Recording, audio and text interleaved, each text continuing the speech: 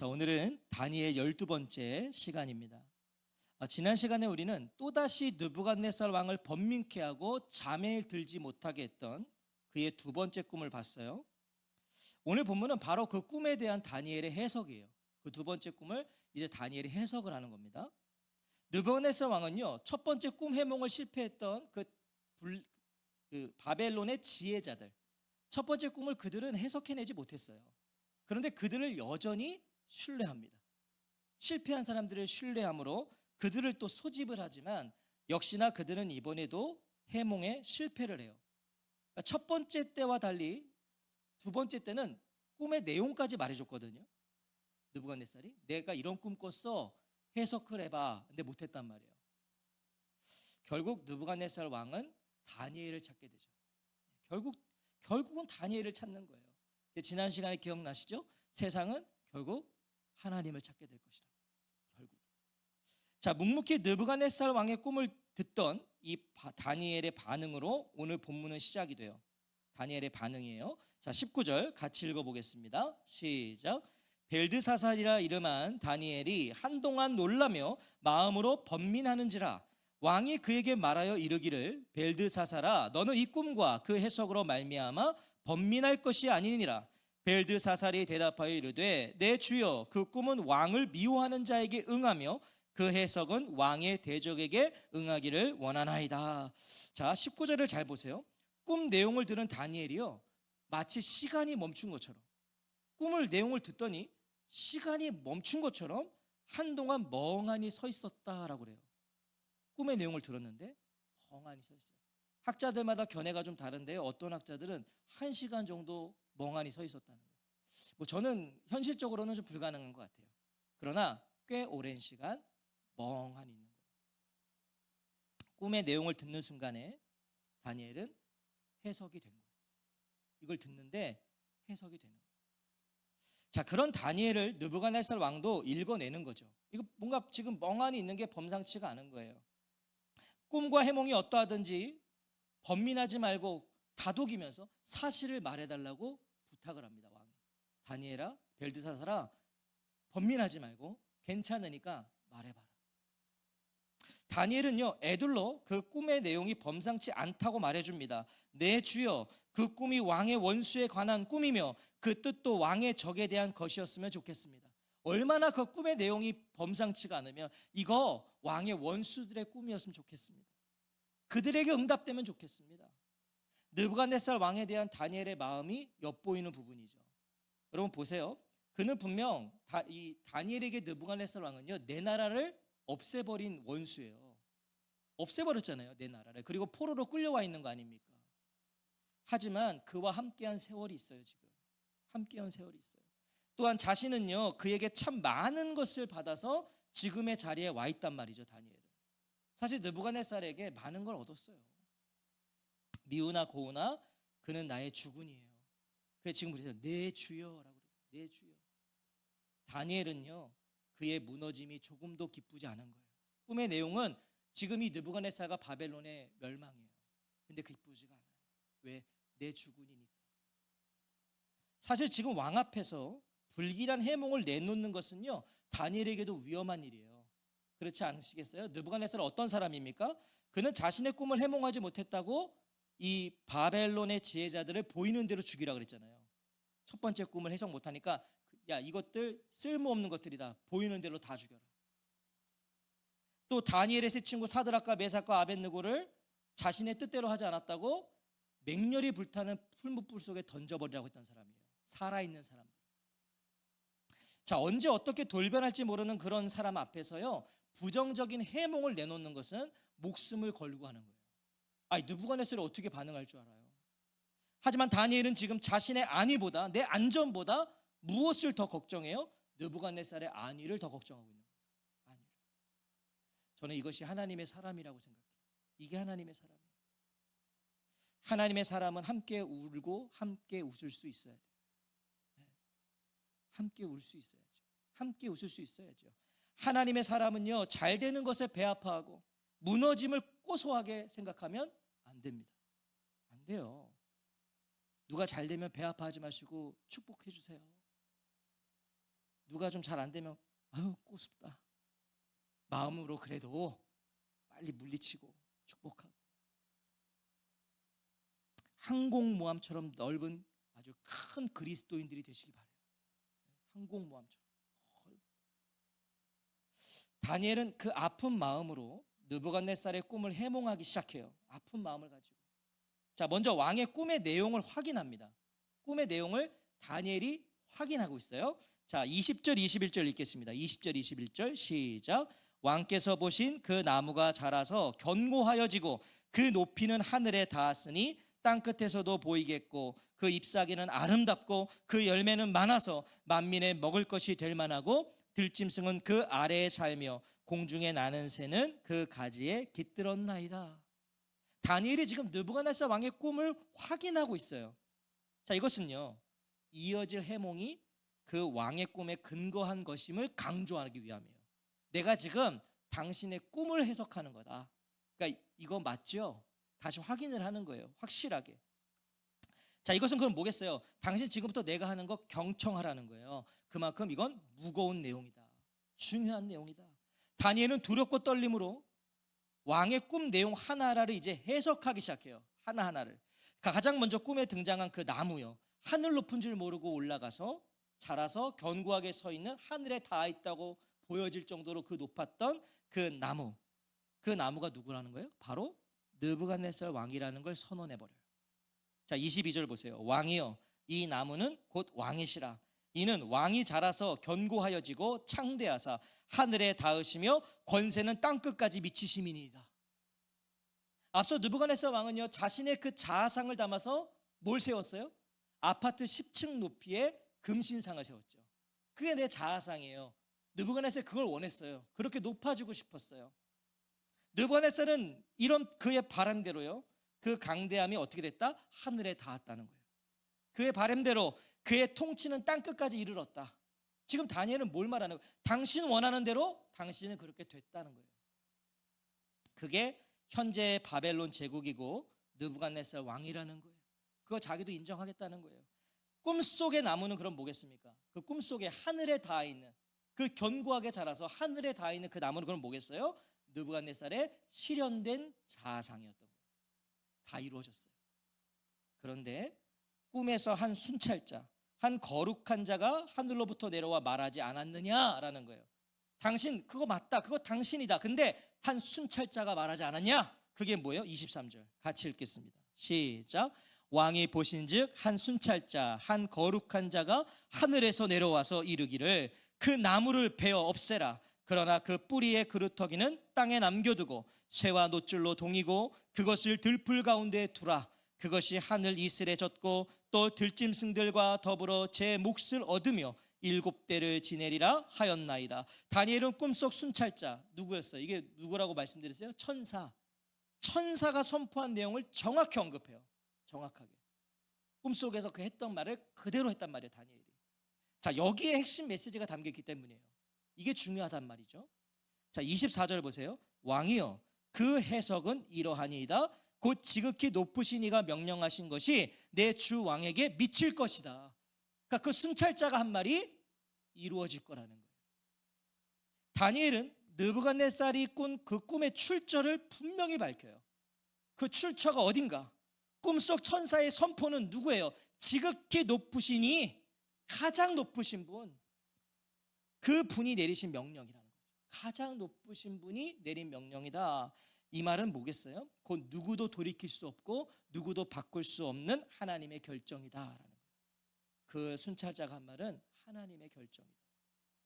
누구도 바꿀 수 없는 거다. 강대함이 하늘에 닿고 통치가 땅끝까지 이르러 있는 느부갓네살이라도 어찌할 수 없는 하나님의 명령이라는 거예요. 당신도 어쩔 수 없는 하나님의 명령이다. 늘 다른 이의 운명을 결정했던 자예요. 느부갓네살은. 그렇죠? 다른 이들의 운명은 적어도 바벨론 제국에서는 그의 통치 아래 있는 자들에게 그들의 운명은 느부갓네살 손에 있었어요. 그가 다 결정했어요. 죽으라면 죽는 거고 나가라면 나가는 거예요. 그런데 그런 자가 이제 운명을 결정받게 되었다는 거죠. 아마 처음일 거예요. 느부갓네살은 누군가가 내 운명을 결정하는. 다니엘은 하늘 높은 줄 모르는 느부갓네살 왕에게요, 높은 하늘을 지금 가르쳐주고 있는 거예요. 너 하늘 높은 줄 모르지? 아니, 너보다 더 높은 하늘이 있어. 보게 하는 거죠. 가장 높으신 분, 지극히 높으신 분 누가 계시다? 하나님이 계시다는 거예요. 하나님이 계시다. 그분의 뜻이 왕에게 미칠 것입니다. 그분의 뜻이 당신에게 이루어질 것입니다. 다니엘은 느부갓네살에게 일어날 하나님의 뜻을 설명하기 시작해요. 그게 뭔지. 자, 25절 같이 읽겠습니다. 시작. 왕이 사람에게서 쫓겨나서 들짐승과 함께 살며 소처럼 풀을 먹으며 하늘 이슬에 젖을 것이요 이와 같이 7대를 지낼 것이라.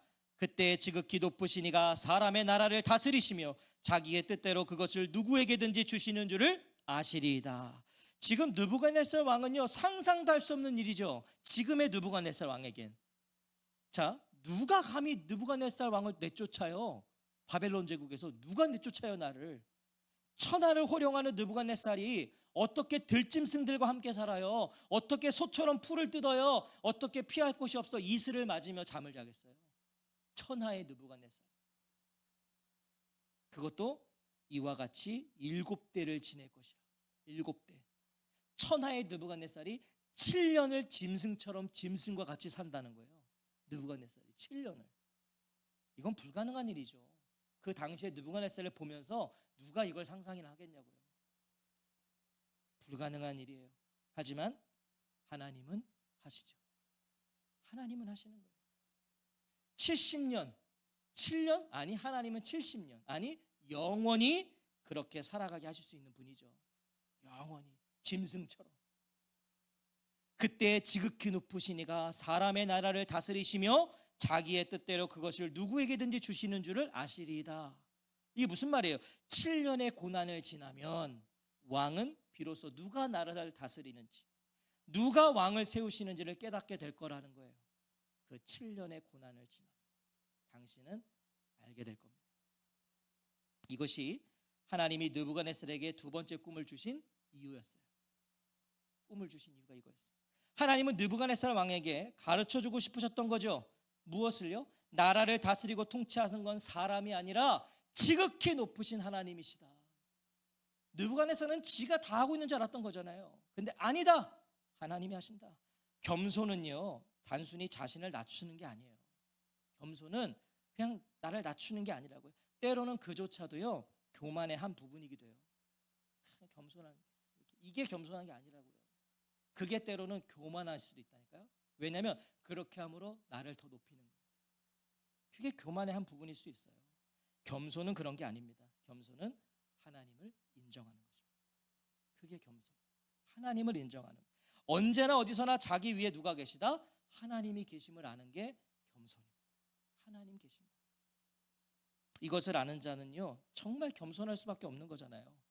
내 위에 하나님 계신다면 겸손할 수밖에 없죠. 왜? 하나님은 주시는 분이시면서 동시에 빼앗아 다른 이에게 주실 수도 있으신 분이라는 걸 알기 때문에.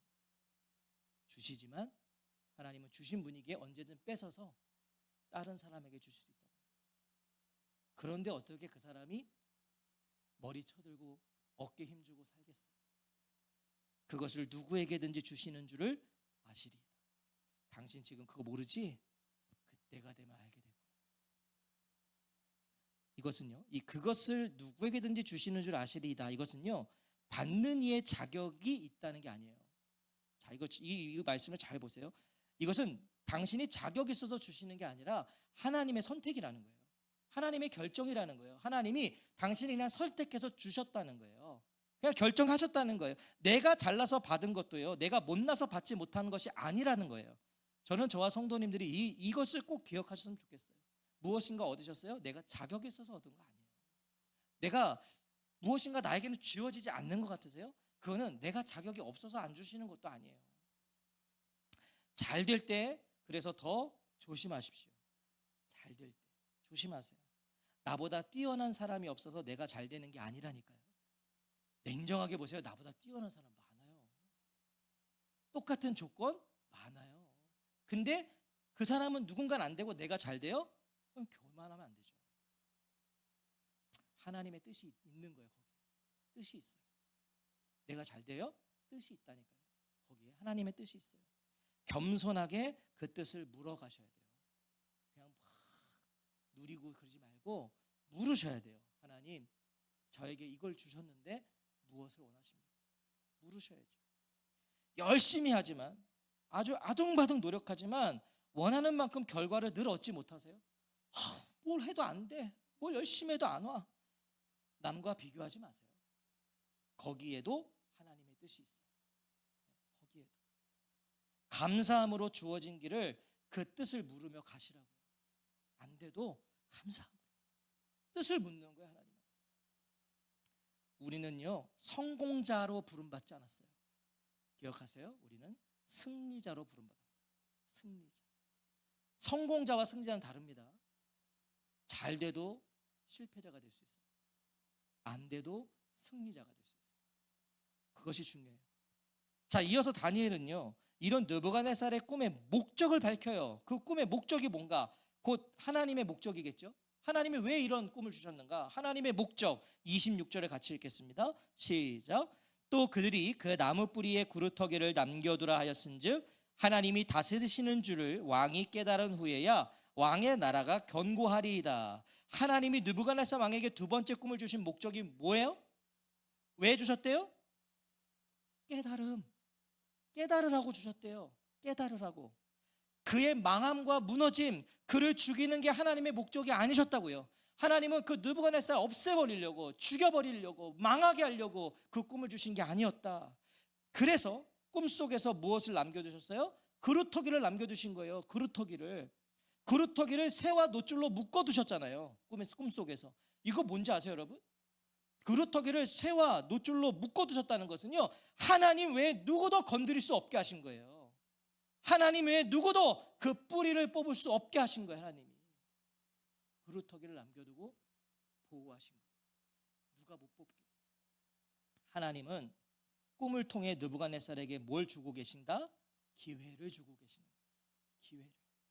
하나님이 다스리시는 줄을 왕이 깨달은 후에야 왕의 나라가 견고하리이다.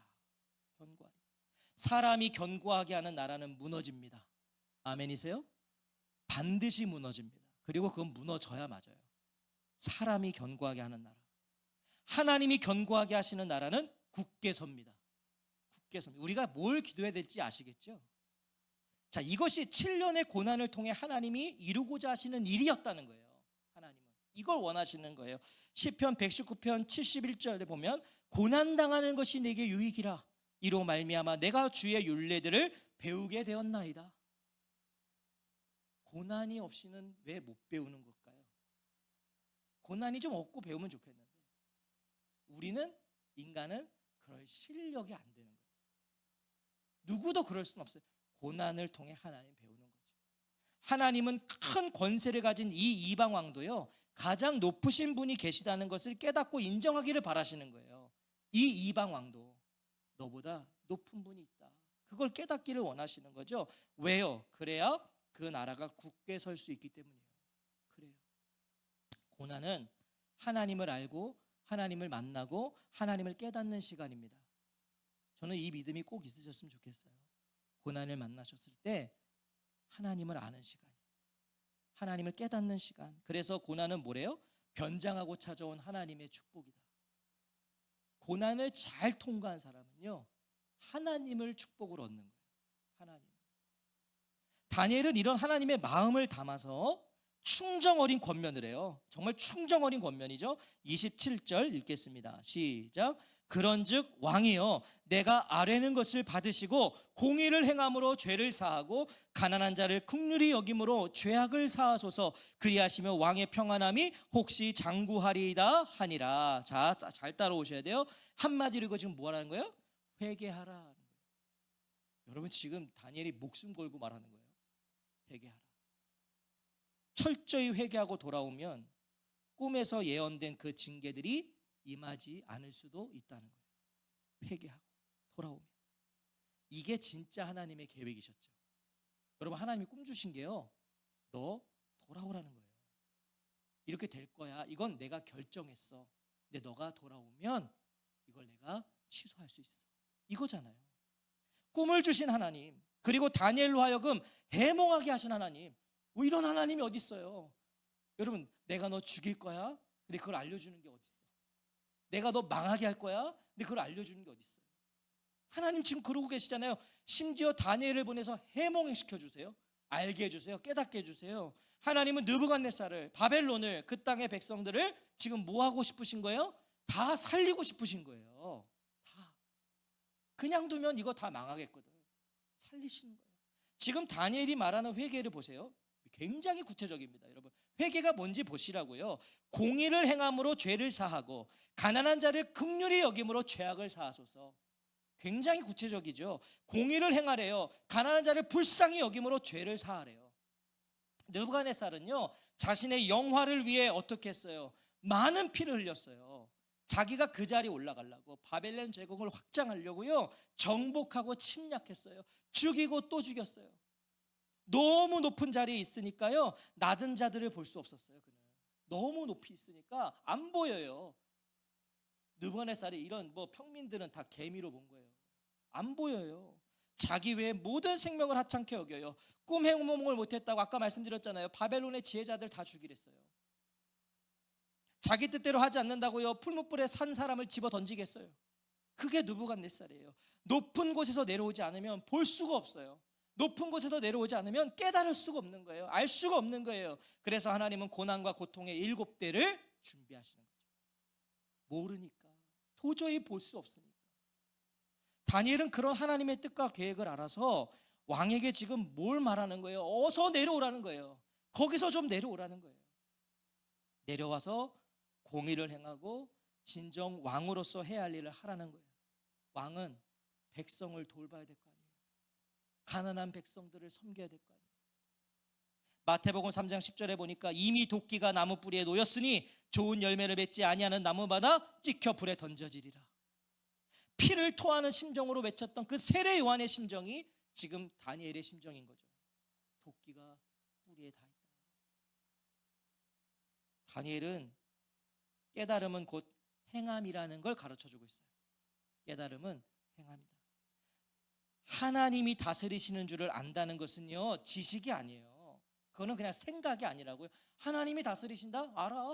알아. 그리고 내 멋대로 살면 그건 모르는 거라니까요. 그런 게 아니란 말이죠. 하나님이 다스리시는 것을 안다는 것은 뭘 하는 거다? 공의를 행하는 거다. 공의를 행하는 거다. 이웃을 돌아보는 것이다. 생명을 소중히 여기는 것이다. 그게 하나님이 다스리신 걸 아는 사람이에요.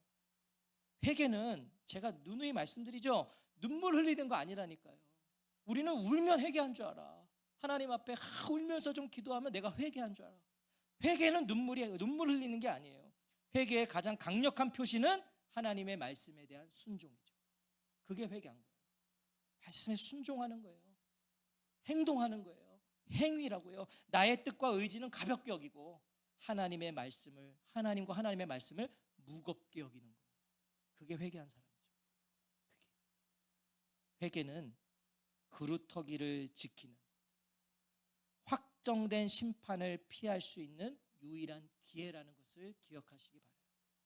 회개는 기회예요. 어떤 기회? 확정된 심판을 피할 수 있는 기회. 그게 지금 느부갓네살에게 주어진 거예요. 사랑하는 성도 여러분, 분명 그루터기는요, 볼품 없어요. 그렇죠? 그루터기 볼품이 있어요. 모든 것을 잃은 것 같죠. 잘려 나갔으니까 모든 것을 잃은 것 같아요. 하지만 그루터기가 자라면 나무가 돼요. 자라면. 이것이 우리를 향하신 하나님의 사랑이에요. 그루터기가 있다는 거예요. 그 사랑. 어떤 상황과 상태에 있을지라도 약속된 우리의 상태라고요. 저는 오늘 저와 성도님들에게 성도라면 이 믿음이 있으시기를 축원합니다. 우리가 어떤 상황에 있다, 지금 어떤 상태에 계셔도요, 그루터기는 남아있는 거예요. 다 끝난 것 같고 내 인생 다 망친 것 같아도 아니요, 그루터기는 있는 거예요. 하나님이 그거 안 뽑으셨어요. 잘할 수 있어요. 다시 시작할 수 있단 말이죠. 하나님은요, 우리를 그냥 두지 않으세요. 저는 이 믿음 있어요. 이 나라 이 민족 그냥 두지 않으세요. 하나님 그냥 두지 않으세요. 교회 그냥 두지 않으세요. 하나님이 오늘도 하나님은 가지치기를 하세요. 가지치기를 하세요. 필요하다면요, 때로는 통째로 베어버리기도 하실 거예요. 필요하다면 베어버리시는 거죠. 하지만 언제나 그루터기를 남겨두신다는 것을 잊지 마십시오. 잊지 마세요. 그루터기는 남겨두세요. 기회를 주세요. 기다려주세요. 저는 이 하나님이 너무 좋아요. 기회를 주세요. 기다려주세요. 하나님의 목적은요, 우리가 값비싸고 멋들어진 나무가 되는 게 아니에요. 착각하지 마세요. 하나님이 우리 보고 언제 멋지게 자라랬어요? 값비싸게 자라랬어요? 언제? 그런 거 아니에요. 하나님이 우리에게 원하시는 건요, 하나님의 목적은요, 하늘 높은 줄 모르고 무럭무럭 자라가는 나무가 아니에요. 그걸 원하시는 게 아니에요. 하나님의 목적은 그게 아니라 언제나 하늘 아래 있음을 알아서, 내가 언제나 하늘 아래 있음을 알아서 옆으로 뻗어나가 누군가의 그늘이 되어주고, 맺어지는 열매가 나만의 것임을 알아서, 이게 나만의 것이 아니다, 이것을 알아서 나누고 섬기는 주님의 나무가 되기를 원하시는 거죠. 나만을 위해 주셨다고 여기지 마시라니까. 오늘 이 밤 저와 성도님들 모두가 하나님이 남겨두신 그루터기로 고백되시기를 원해요. 그루터기. 아니, 아무리 자라도, 내가 아무리 자라도 하나님 앞에서는 언제나 그루터기와 같단다. 그럼 우리가 아무리 높아져도 하나님 앞에서는 그루터기 같은 거죠. 우리가 무슨 뭐 하나님보다 뭐가 높아지겠어요? 하나님의 은혜와 다스림과 인도하심이 없으면 나는 아무것도 아니라는 것을 자백하는 오늘 이 밤이 되시기를 주의 이름으로 축원합니다. 여러분, 오늘 저는 설교를 준비하면서요, 이거 하나 붙잡았어요. 아, 그래, 그냥 평생 난 그루터기다. 이것만 붙잡으면 두 가지가 의미가 있겠죠. 내가 혹 내 삶이 다 무너지고 내가 하나님 앞에 정말 부끄럽게 짝이 없는 그 순간에도 나 그루터기, 아직 기회가 있어. 하나님 나 뽑지 않으셨어. 그리고 때로 하나님이 나를 높여주실 수 있죠. 세상에서 나 높여줄 수 있어요. 근데 그럴 때도 나 그루터기잖아. 난 언제든 그루터기가 될 수 있고 언제든 잘려갈 수 있어. 겸손하게 주님 바라보는 거죠. 그 사람은요, 절대 맺어진 열매 내 것이라 여기지 않아요. 높아질수록 그 방향을 내 이웃들에게로 향해서 그늘이 되어주고, 저는 저와 성도님들, 우리 교회가 그런 인생들이 되기를 축원합니다. 그거 원하시는 거예요. 오늘 이 밤에 그 고백이 있으시기를 원합니다. 아멘. 우리 같이